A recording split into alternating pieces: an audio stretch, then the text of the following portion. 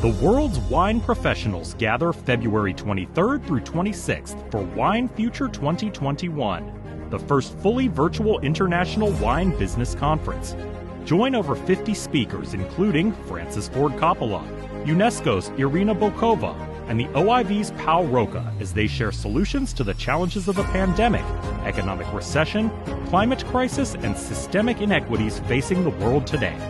Register now at www.winefuture2021.com to be part of the future of wine, presented by Wines of Portugal. Thank you for joining the 7th of Wine Future 2021's 8 webinars preceding the conference, coming up in less than 2 weeks' time on February 23rd. I'm David Fuhr, your conference host. And here at our joining us today is the founder and my partner in Wine Future 2021, Pancho Campo. Take it away. David, thank you so much, and welcome to this 7th webinar, courtesy of Wine Future. As David said, coming up in only 2 weeks. We hope it's going to be the gathering of the year of the most influential people in the wine industry. The goal behind the event was to discuss the challenges, the many challenges that our industry and our society, as a society itself, is facing at the moment. I can't think of any other time in history while being alive that we have seen so many challenges superposed one over one another. The pandemic, the economical recession, the climate crisis, the systemic inequities. All those are the topics that more than 80 speakers from around the world will analyze in trying to provide solutions and inspiration to the many companies and peoples that are going through very difficult times. Today is a very special session that touches me very deeply because it's a topic that I have been researching and studying and promoting for almost 20 years now. And it makes me very happy to have as guest Professor Greg Jones. Back in 2006, when I had the crazy idea of organizing the first World Conference on Climate Change and Wine, there was not many people that could speak with authority about the topic. And I Googled and I researched and I called people, and the only name that kept coming up was Greg Jones. Since then, he's been present in absolutely every single one of my events, from the little one that we did in 2006 to the massive event with Vice President Al Gore in Barcelona and Oporto. And of course, Dan Petroski, Napa Valley winemaker. I think, I'm really interested to hear what they have to say. The climate crisis, once the vaccination process goes ahead and we have all immunity, the climate crisis will remain, and we have to stay vigilant and we have to stay alert. If you see me a little bit dressed up and with a jacket, is because I am recovering from the pandemic. Today is my first day with that I have tested negative. I have had symptoms and we ended up in the hospital. But luckily, from today onwards, I have antibodies, which is what we're all trying to do. It's called herd immunization. Having said that, I want to thank everybody. I want to thank all the speakers that have accepted to participate, the companies that are supporting us, the organizations that are promoting the event, our speakers today. And I encourage you to join us from the 23rd to the 26th, because it's uniting the world of wine around a common front to analyze and discuss those challenges that we're all suffering. David, thank you so much. Very well. I leave now to everything to Greg Jones and Dan Petroski. Please tell us about the impact of the climate crisis and some ideas you may have that the viewers may learn from. Well, first of all, I wanted to thank both Pancho and David for having Dan and I here to have a conversation. We've actually had these conversations a few times, and so we feel a little bit practiced. But I think some of the important aspects of this is that, number one, I'm a climate scientist, and I've been looking at this for quite a while. I also have one foot in the industry with my family's operation. But I'm going to come today really from this idea of kind of what has science really been telling us for quite a long time now. And Dan's going to come from, I think, the practitioner side of things. He's boots on the ground and making some really, I think, important decisions for his operation, both today and for in the future. So, with that, I just want to start by saying, Pancho was talking about in 2006 when his first event was put on. It was back in the late 1980s, early 90s when I first started studying my PhD to become a climate scientist. And, I think one of the big things for me that kind of that holds true from then to today is that I don't think climate scientists really thought climate was going to change as rapidly as it has. We had some very, I think, good modeling back then. It was still fairly crude relative to what we did today. But you fast forward the 25 or so years from that time frame, and we've seen some much more rapid changes in the climate than we anticipated. The other piece of all of this, of course, is that our climate system is very dynamic, and it also has a memory. And what that really means is that the current warming that we've been seeing will likely persist. There has to be certain mechanisms to occur that would change that trajectory, and we just don't see those out there. So we've seen lots of changes, of course, and we can talk about those as we move through this. But this idea of solutions, kind of what can be done, I think is a really important aspect of what we need to consider. I know that in the science community, both viticulturally and wine production and in broader kind of landscape kind of studies, we've come up with some things that we think are pretty good adaptive strategies. But we have a long-lived agricultural crop in growing grapes and making wine. So we have to consider what are the things that we can do that are either in place today relative to what we're producing versus those that look at a longer horizon in terms of how we can potentially set ourselves up for the future. And with that, I'd kind of like to pass it over to Dan and let him talk a little bit about kind of his trajectory within this conversation, and then we can kind of go back and forth on some aspects of what we have both been seeing and doing. For sure. Thank you, Greg. And David and Pancho, thank you as well for keeping this conversation going. And we're looking forward to Wine Futures in 2 weeks.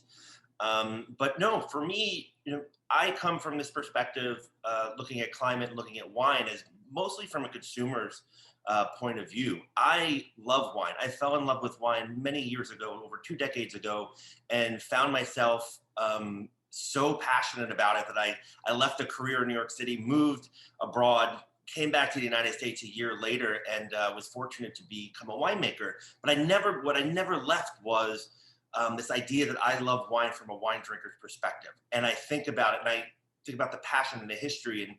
And Greg, in recent conversations we've talked about the challenges that many generations have faced, not only just in climate, but in understanding and developing their sense of place, their terroir.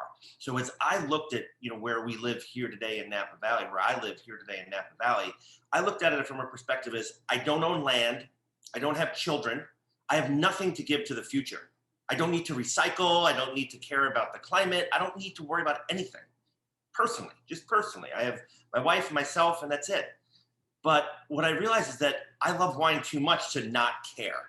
So I started doing what I know how to do best, which is to look at arcs and look at trends. And I care about the quality of wines that I produce. I care about the consistency of wines I produce. I also care about, what the legacy of this property at Larkmead is going to do over the course of the next 100 years. And so as I started looking at the data from when I got here at Larkmead back in 2006, and I saw the numbers crunch of how the bloom to harvest dates, the veraison to harvest dates started squeezing every year. And I started thinking about the qualitative aspects and where the wine quality was going based on this contraction of time that I saw the ripening patterns happen. I said, well, this trend it's a constant slide down to a squeezing window. How is that going to change the style of wines that I've come to love, not only from here at Larkmead, but also from Napa Valley as a whole and even California? So that was what really got me going on this idea of climate. I know numbers, I know data, I love trends, I love analyses. And then you have to come from a consumer's perspective and then a third party critical perspective as people start to think about and talk about and rate those wines. And if the wine styles change, consumer consumption patterns have to change. Critics have to change. Everything has to change. And as climate's evolving and we're challenged with changing our production methodology to adapt to the changes, we have to bring everyone on board. And so I became very vocal about it a couple of years ago. And I brought Greg down to the Napa Valley and asked him to speak in front of a bunch of peers in early 2019. And we've been constantly in communication about this and working together as a community, because there's no way for us to do it individually. And we'll get into some of the details, as you said earlier, the boots on the ground as to why. But I'm really here just because I don't want to see this community that I've grown in the last 15 years, grown up in. I just don't want to see it evolve to a place where we're playing catch up. I want to get ahead of it. I feel the wine industry is very reactionary and not very proactive. So this is the one thing that I think we need to get proactive on. And Greg, you can talk about timing, because I think that's really important to understand that we're not talking about tomorrow. We're talking about the next 20, 30, 40, 50 years. But as anyone knows, you plant a vineyard, you hope that it grows for 20, 25, 30, 40 years. So if you're thinking that way as you're planting your vineyard, we need to be thinking that way as we're projecting to the future of how operations are going to change. So I pass it back to you, Greg, and talk to you a little bit about, I would love to hear a little bit more from your perspective of, you said things happen very quickly, but let's talk about what is quick in a scale of agriculture and a scale of time with regards to what we have in front of us, so we can start talking about solutions. Sure, and I appreciate it, Dan. And I really want to get back to this idea of kind of what do you plan for the next 20 versus the next 40 years in terms of the framework.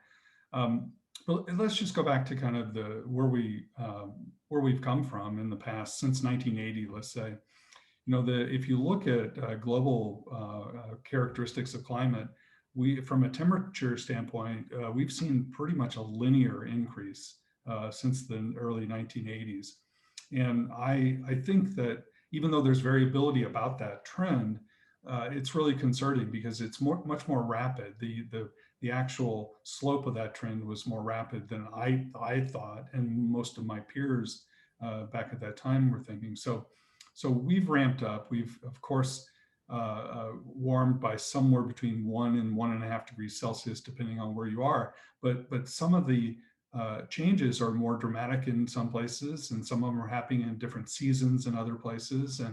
And then there's also this issue of some places are seeing changes that are more rapid in the daytime temperatures versus others that are seeing it in the nighttime temperatures. So all of the things that are going on out there are definitely, number one, happening more rapidly, and it's really, really complex, meaning that the types of things that we need to think about within agriculture in general, but specifically into viticulture, are really all about better understanding what the local impacts are in terms of the rates of change and how it's changing, and then what are the best mechanisms we can consider for adapting to those changes. It's not a one size fits all kind of thing, because the changes in either temperature characteristics or precipitation characteristics are variable across the world. But we do know that, and Dan, this as well, that places that 30, 40, 50, 100 years ago were very marginal cool climate areas now are extremely suitable and having much more consistent kind of frameworks in terms of vintages. And we've even seen that there's been more opening of places at higher latitudes where there's land mass that people can do that. So we know that these changes are happening out there, but if we look at current vineyards that are planted, let's just say Napa or somewhere here in Oregon or somewhere in Europe that have been planted on the same land for 20, 30, 50, 100 years as well.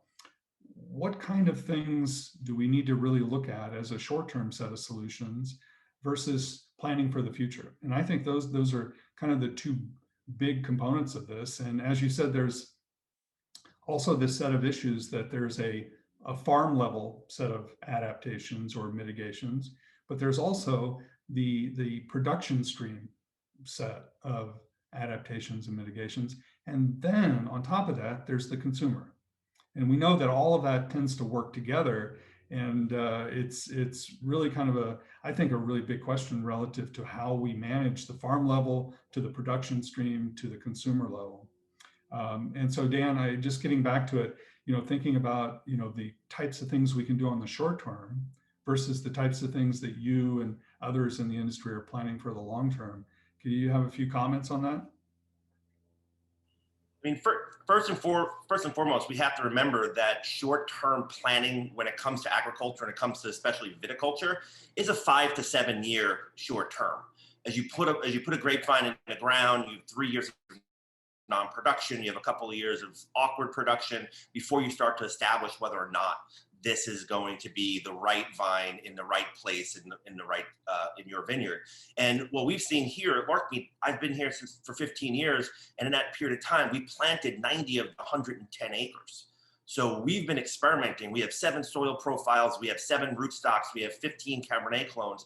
We've been experimenting over that 15-year period, and it's taking us, 5, 7 to 10 years to evaluate certain rootstocks to whether or not they are the perfect drought-resistant rootstocks for our soil profile and our little microclimate. We have looked at different clones during that era as well in that 15 years. So the short-term aspect of, everyone's doing rootstock trials, everyone's doing clonal trials. For me, that was something we've been doing for a while now. We've also been worried about heat mitigation. So we're working with short-term misters. We're working with shade cloth. We're working with changing in our canopy management. We're also trying to think about heat mitigation when it comes to cover cropping and tillage. So there's a lot of things that we've been doing. I mean, we're no different. Larkmead or Napa Valley is no different than a lot of other very arid, very dry, very hot regions of the world that have been dealing with this for a very long time. And they've been managing against heat for a very long time. We're just moving into a new zone of heat. So we're having slightly more challenges in front of us with more consistency, more compounded challenges. But it's not like, I don't think there's not a silver bullet to agriculture and viticulture that's gonna say, this is going to make Cabernet maintain its greatness in Napa Valley for the next 20 or 30 or 40 years because this rootstock is climate resistant. That's bullshit. Like there's no silver bullet in that. And that's something I think that we have to kind of understand that, and we have to kind of open our mind so that we can change, our, kind of our historical traditional thinking. So to add to that, Dan, you and I have discussed this previously as well, and it gets down to the vine management component of things. There's historically quite a few different types of trellises and pruning systems that are used globally. But in California 50, 60 years ago, it was all what was called California sprawl, which was a very kind of loose, big kind of framework and was managed very differently. And then as we moved into periods in the 80s and 90s, there was a lot of changeover to what was thought to be better rootstocks, of course, to manage phylloxera issues, but also a move to almost universal VSPs and very tight vertical shoot positioning. And what do you think? Do you think that we've overtuned the vine system to some degree, and we need to look at that again? For sure. I think VSP, vertical shoot positioning, is a beautiful, aesthetically pleasing, vineyard for a tourist to come to Napa Valley and drive Highway 29 or the Silverado Trail and see these rows and rows of beautifully aesthetically pleasing grapevines. But is it necessarily the best, kind of under the current circumstances, the best training system for a vine or a vineyard? Not necessarily. In some places it is. It also made for more ease and efficient farming. If you have the old school Albarello tree system, California sprawl, if you have quadrilateral cordon where you almost have like a pergola aspect to it, it's a very intense farming when you're doing it by hand, and you can't mechanize it. So the vertical shoot positioning was a great response to getting farm workers in the field and efficiently managing your system. It was very much everything was put in front of you, pretty straightforward and easy, and it allowed for efficiency in the field. But what we didn't take into consideration is that it's not only the human intervention, it's actually the climate intervention that is going to be disruptive. And a lot of that also has to do with just simple row direction. You know, if I was once picking grapes at Larkmead in November and October, and now I'm picking them in August and September, where the sun is in the sky at the time I'm picking and the ripening patterns is completely different. So we've been having to adjust our trellising systems based on old ideas of when harvest was happening based on our row direction. So VSP has its benefits, but it also has its challenges as we kind of think about, you know, the timing of our seasons, the heat events during our peak seasons. But it's really, truly, you know, one of the most picturesque things to do is drive up and down Napa Valley, and you know, that's very consumer focused, but it might not be for the long-term health of our vineyard. Sure, sure. Well, no, I appreciate that very much. In my interaction with people in the industry in different places in the world, I think the idea of a very tight VSP is changed a little bit. The idea of making it maybe a little bit wider, a little bit more shading fruit to kind of deal with some of these heat issues that we're seeing out there. One of the other things I think that, of course, I know that you've been involved with, but a conversation that I think is going on within this industry is that Vitis vinifera is a huge pool of potential varieties for us to choose from. Over time, I think maybe you can comment to this, but I think what's happened is that the marketplace has driven us down the path of really 20 varieties or less making up the vast majority of what's produced worldwide. Yet we have all of this genetic diversity out there that we really don't know a whole lot about, and that potentially could be the ways in which we can better understand what can produce within a given region. So, you know, your thoughts on that? No, I mean, it's when you put those numbers against it, Greg, it's fascinating. The fact that the world is really driven by around 20 grape varieties. But if you just think, we all know that Italy alone has, you know, they're still uncovering grape varieties in Italy every year. Every time you write a book, it's out of date based on the date of publishing it.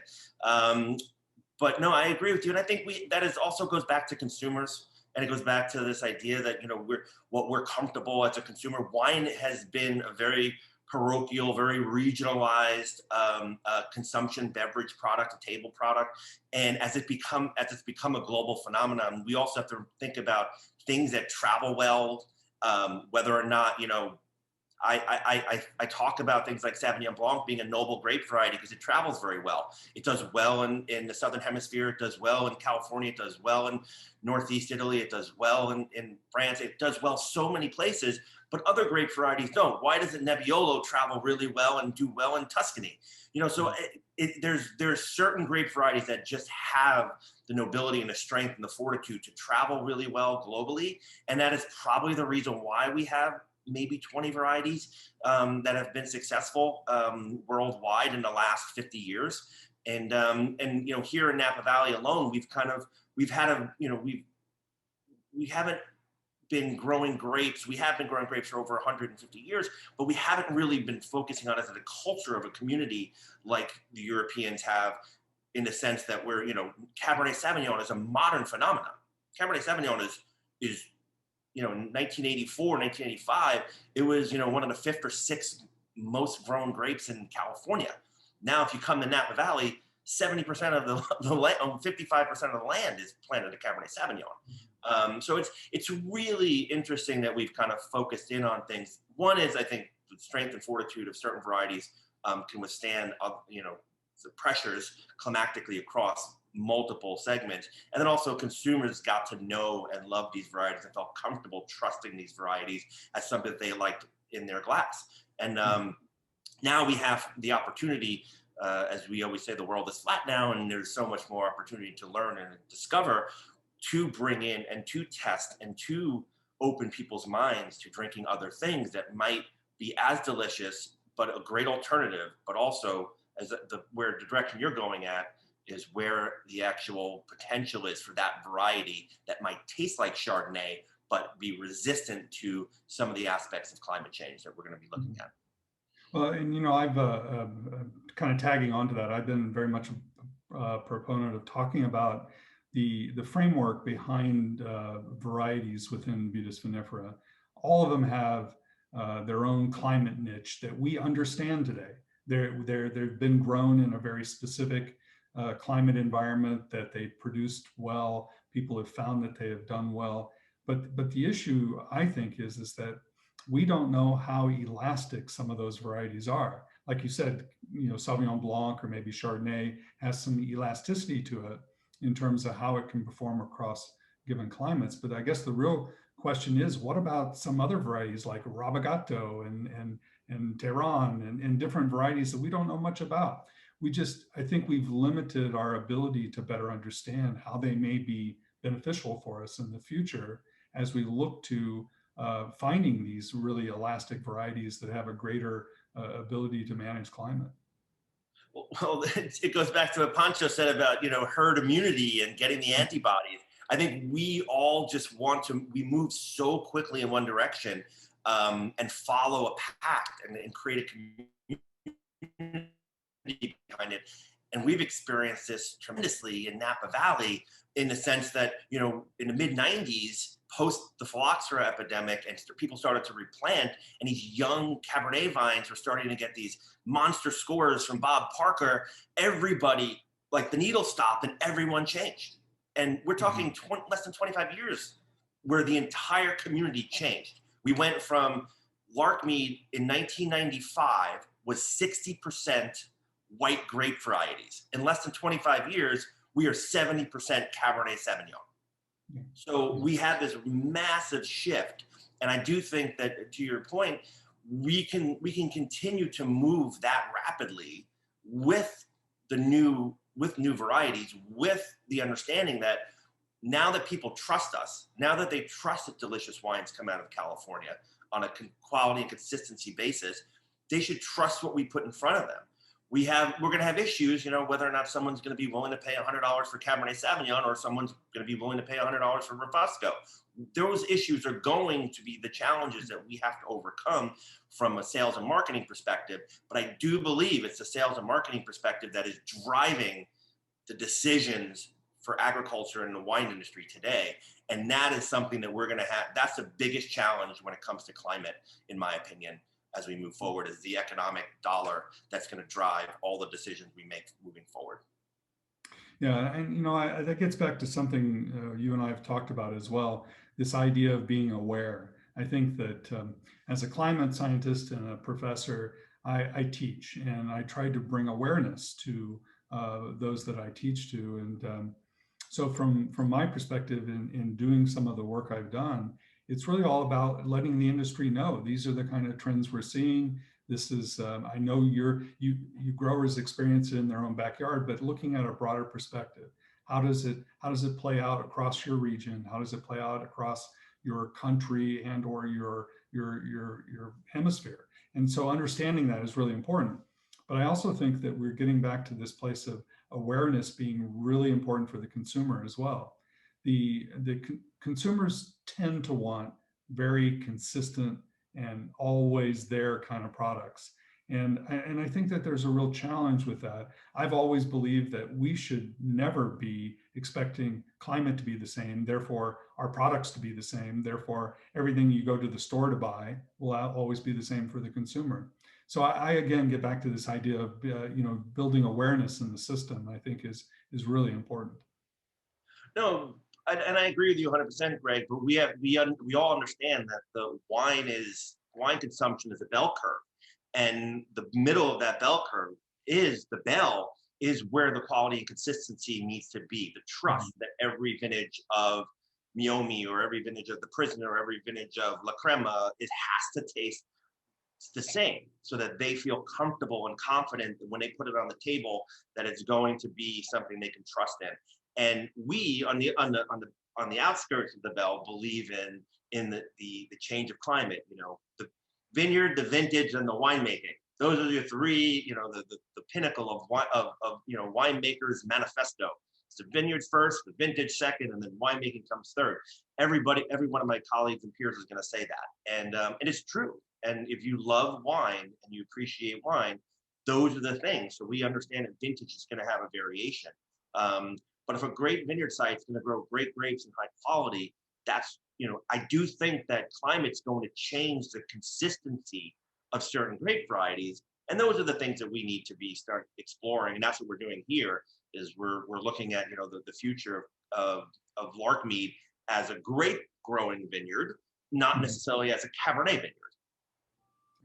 Yeah. This also brings up something else that we discussed previously, and this idea of blends. Blends being a very category that's been growing, of course, over time. But if you look back in history and you read some of the development in old world wine regions, we find that the warmest regions, typically warmer climates, are more suitable to blending. Cooler climate varieties don't quite blend as well, but the reason that many of these places went to a blend to begin with was they were hedging their weather and climate risk, because you could have one variety would do better in a given year and another in a different year. And so, that idea of blends is I think growing as well. Are you seeing more of that happening in Napa as well? For sure. And I do think that, from a winemaking perspective, the easiest thing for a winemaker to do is to blend away deficiencies and to add strength to weakness. So if you have a little bit of residual sugar in this lot because you got a stuck fermentation, you have no residual sugar in this lot, you're going to blend that away. Same thing with tannin structure, same thing with acidity and freshness, alcohol. There are certain things that you can do to blend to kind of fix your wine without manipulating the wine with additives or other aspects. So I love blending in that capacity, and I have the fortune to work with 20 or 30 different parcels here at Larkmead, so we can blend to the finished wine. And I do think that we've championed certain wineries, when they started out in the 70s and 80s as the Chateau model here in Napa, where you have wineries like Harlan and Screaming Eagle, and you think about, they put proprietary red on their label. They didn't put Cabernet Sauvignon. Insignia wasn't a Cabernet Sauvignon. We just made the assumptions over time because we got to know, as Napa Valley's marketing told us it was a Cabernet country, that these wines are Cabernet Sauvignon. But majority of people don't know that, Haut-Brion is 55% Merlot. And, they think of the house, they think of the chateau, they think of the blending. And it's the same thing that's happening. If you go to Bordeaux right now and talk to anyone since 2015 in the right bank about Merlot, and they've been blending Merlot away more and more because the quality of Merlot is not doing very well. So it's very interesting, and I think blends will always be there. They always have been. But from a marketing perspective, it's easy for an American to understand what Cabernet Sauvignon is or what Chardonnay is or Pinot Noir. It's really hard for them to understand a regional designation, that kind of, that as I said earlier, that kind of regional focus to, yes, when you drink Gevrey Chambertin, you know exactly the grape variety that's in that region because it's part of your DNA and your historical significance. But Americans, they like to the transparency of like, oh, it's Cabernet Sauvignon. I don't care where it's from. Well, that gets back to that awareness piece. How do you kind of train that market up to be more aware of those blends? But anyway, moving to back to some aspects of climate change, and I want to get to the word resiliency. So we have operations out there. We have vineyards, we have wineries, and we're producing an agricultural product in a climate that not only is changing in terms of the averages, so just average conditions have altered, but also extreme conditions have altered as well. We know that the frequency of some events in the climate system have definitely changed. The severity has definitely changed. And there's been some really good research looking at what the future potentially holds in terms of things like drought, severe storms, floods. And we know that all of our modeling efforts today are tending to point to the idea that extreme drought events will be 2 to 3 times more likely by mid-century. Extreme flood events will also be 2 to 3 times more likely. And then on top of that, extreme storm events will also be more frequent. And so not only are we in this industry playing with average changes, we have to play with these real extremes. Do you have a sense of how we can better produce a more resilient vineyard to winery production stream? No. Just simply, the things that scare me the most are flooding, right, and rainfall, because droughts don't necessarily change geological rock formation or the soil beneath our feet, but massive flooding, massive rain events create geological flow, and those are the things that make me most nervous as we look at. I'm sitting in a 100-year floodplain at Larkmead right now. And I can't tell you when the last 100-year flood was. When that next one comes, it's going to change. All the decisions we potentially made for the rootstocks in this particular soil profile will slightly be changed. We'll go from, possibly from kind of sandy loam to heavy clay or to gravel and rock. And those things are kind of extreme events, as you're saying, Greg, but they are, resiliency. I think the grapevine itself has been, proven as it's almost acts like a weed. It's so resilient to everything that's been thrown at it. It's going to produce, and it's just that we have to work out what that grapevine's quality it's going to produce, so that we can continue, making the wines that we want to be able to sell. Mm-hmm. So going back to that, and of course, grapevines are, as you said, like a weed, and they are really prolific if you let them be, and so that's pretty clear. But also thinking about vineyard areas, as we manage vineyards, we tend to try to make them pretty antiseptic, so to speak, to manage certain things.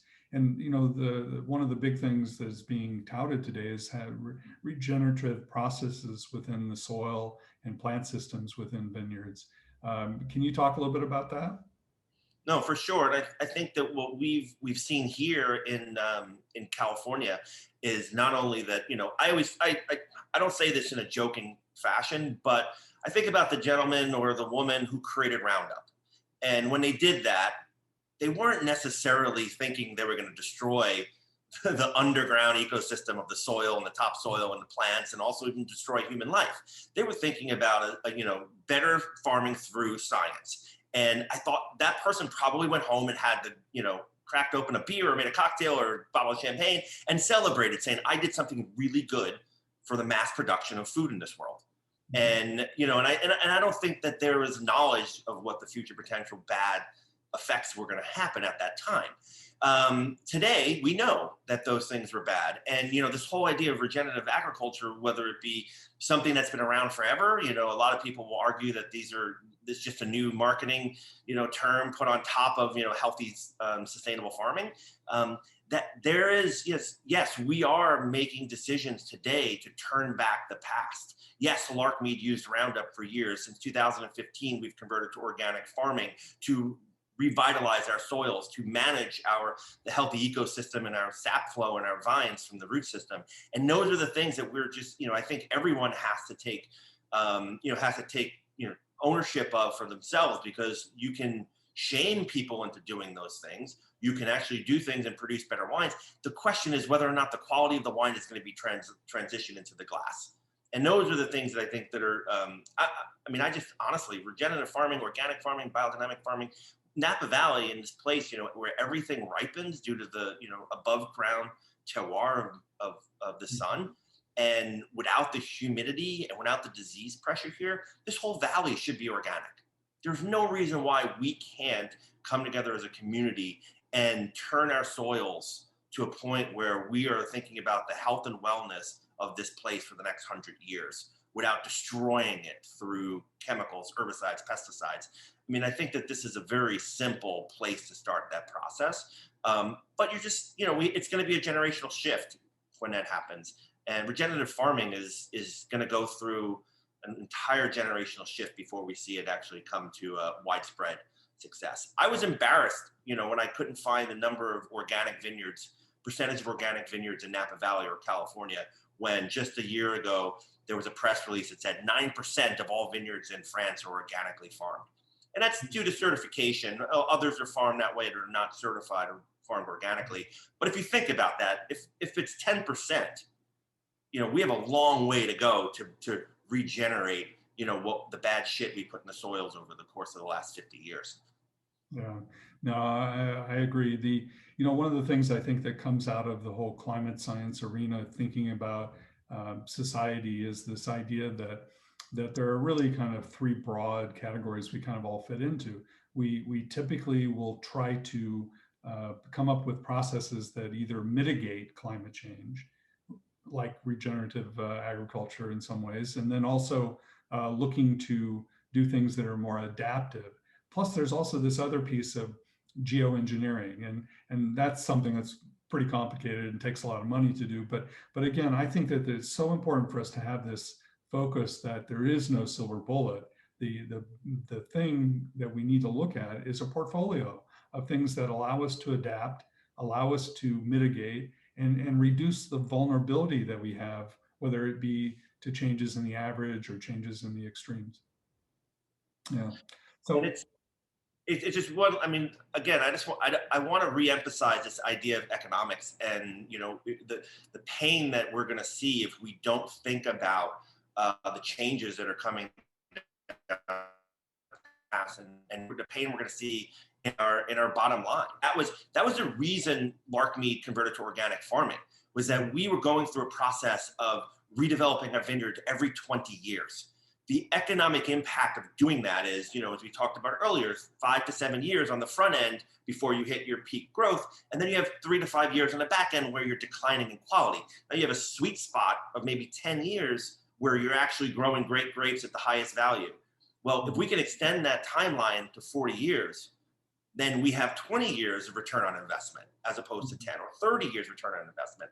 And that was the decision that made the ownership at Larkmead decide to move to organic farming without any proof that organic vineyards live longer than natural or sustainable vineyards based on the sustainability of farming. So we rolled that dice and took that risk to prove over time that we are going to have a healthier ecosystem here, regenerating the land and the soils to its natural health over time to have a greater investment, return. And I hate to say that doesn't sound romantic, but guess what? It's doing a lot of good for our little place, our little slice of the valley. So, I'm keeping my fingers crossed that we can kind of prove that out. And I have to wait another 20 years, 30 years, see when we replant our vineyard. But I have faith that that's going to make a better return on the investment over the long term and help, not only the environment, help our vines continue to be more resilient. Good. Thank you. David, would you like me to go do the question and answers, or would you like to do that? There's a few questions in the... Yeah, Greg, if you could please. Jonathan Rodwell, he wants to know if climate changes are progressing faster in some regions over others, and how is it that these regions may be able to respond effectively? Well, in my perspective is I think that climate has been changing much faster than we anticipated in the science community. And then of course, practitioners in whatever agricultural pursuit have been expecting as well. And so there clearly are changes that are coming really fast. Now, these are happening differently in different regions. So being very conscious of what's happening within a given area, whether it be the southern Italy or northern Germany, you need to understand kind of what are those characteristics that are producing the greatest impacts. The other thing that I think is really important is that the ability to respond is based upon the communication channels that occur between science and stakeholders and consumers. We need to really enhance this as best we can. So the ability to respond needs to come with a strong support from science, but also from government. I mean, we need governments to give us the ability to respond in certain ways. So I think there's a lot of things going on that we really need to have a complete support system to allow this segment of society to respond. Reflective of that, I recall I guess it was 2010, interviewing Stefan de Renoncourt at a cafe in Bordeaux City, and part of the interview he lamented his inability to plant Tempranillo in Bordeaux, where he was working. Now times have changed and we've moved along. Things like that have presented themselves to the greater wine world. Adaptation has been proven to be necessary to the old world as well as the new. And Michelle Williams, Greg and Dan both, she's wanting to know how it might aid consumer awareness as to the perturbations of climate change and the risks to viticulture if larger wineries alter their business model to include and recognize vintage variations.